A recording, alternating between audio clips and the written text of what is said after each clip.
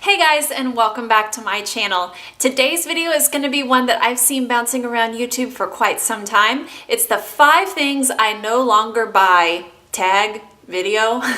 These are done by people who are showing 5 things that they don't buy anymore because they are trying to save money, or 5 things they don't buy anymore because they're trying to be more eco-friendly, less wasteful. Mine is kind of a combination of the two.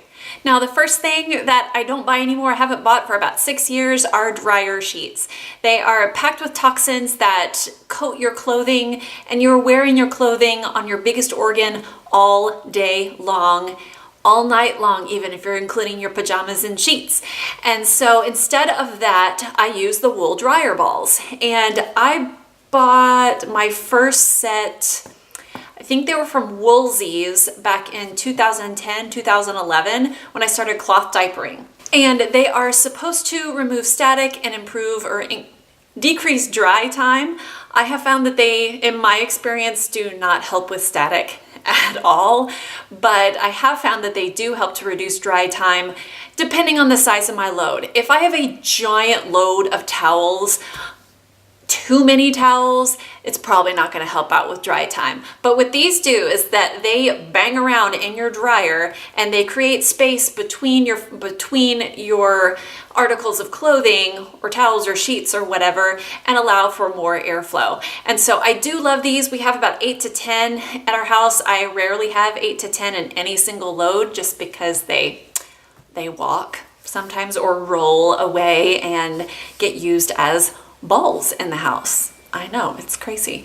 So these are definitely more eco-friendly, cheaper. I mean, it is a little bit of an upfront investment depending on the brand that you get, but it pays off in the long run and you don't have to worry about any toxic chemicals leaching into your skin.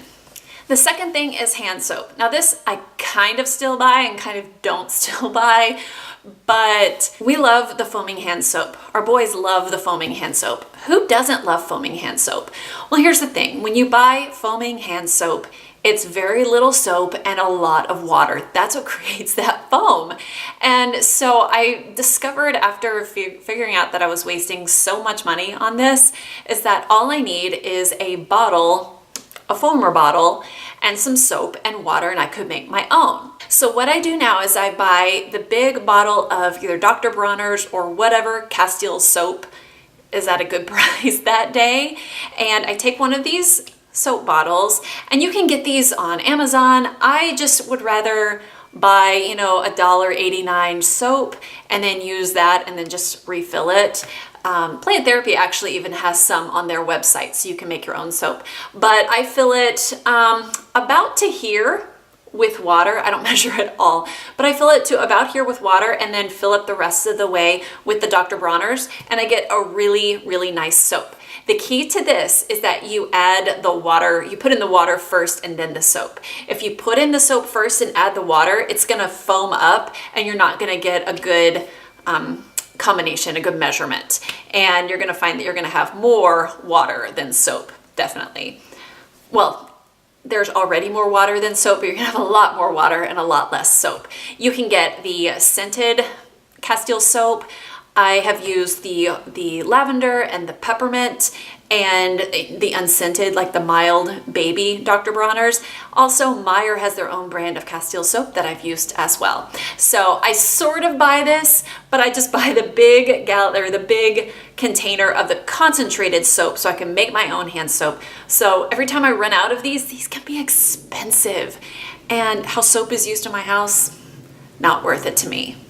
I have talked about this several times on my channel, but instead of buying like maxi pads and tampons and any sort of disposable feminine products, I've been using my mama cloth or cloth menstrual pads, whatever you want to call them, ever since right before Braden was born, so a little over 4 years. And these are some of the panty liners that I have.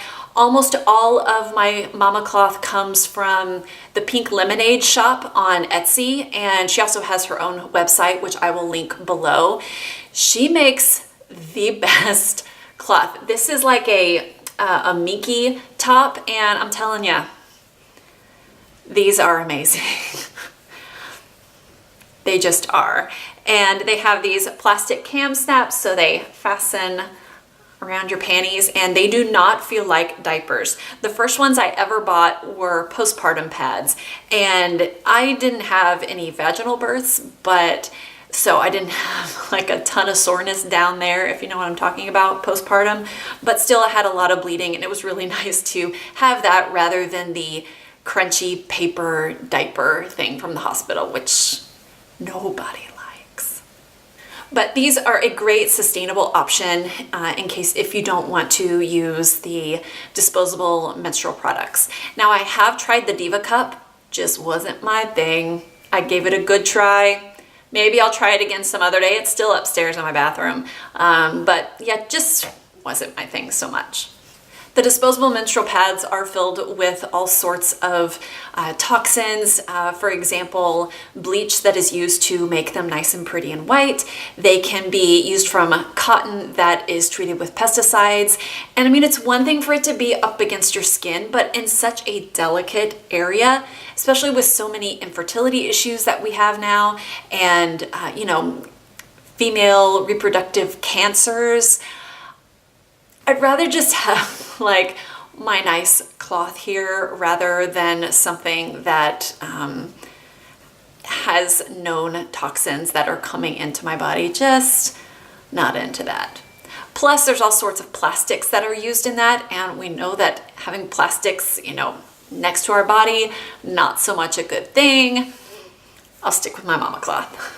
And another thing, if you've been following me for any length of time, you know I love my Norwex. This just happens to be one that I pulled out of my kitchen that is in use right now. It is a Norwex Enviro cloth. And this is made of a microfiber that is woven so tightly and has silver woven into the material that it cleans up just about any mess and actually traps the bacteria inside the towel where it is killed. And once I discovered these, it was like there was no going back. I am almost 100% Norwex in our house. This has replaced our Windex. I'm just kind of looking around at things I would clean. This has replaced our Windex, any bathroom spray, any kitchen spray, because it does kill germs in the cloth. This has replaced, body towels, face towels, things like that.